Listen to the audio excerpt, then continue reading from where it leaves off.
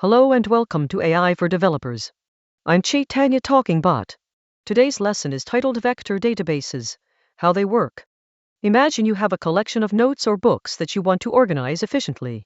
A vector database is like a magical tool that helps you do just that. It stores data in a special way, so you can quickly find the information you need. A vector database is a type of database that uses mathematical vectors to store and organize data. Vectors are like arrows with numbers that tell us where things are in a multi-dimensional space. Vector databases are great because they can handle large amounts of data quickly. You don't have to worry about slow search times or storing too much information. It's like having an invisible hand that helps you find exactly what you need. Think of a vector database as a giant map, where each piece of data is marked with a special arrow. When you want to find something, you point in the direction of the arrow and it tells you exactly where to look. There are different types of vector databases, like embedding models or similarity search engines.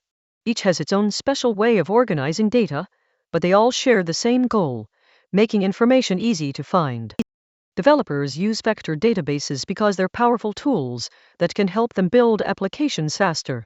Whether you're building a recommendation engine or analyzing large datasets, vector databases are like your secret weapon in the tech world. Vector databases are used by many big companies for things like search engines, recommendation systems, and even autonomous vehicles.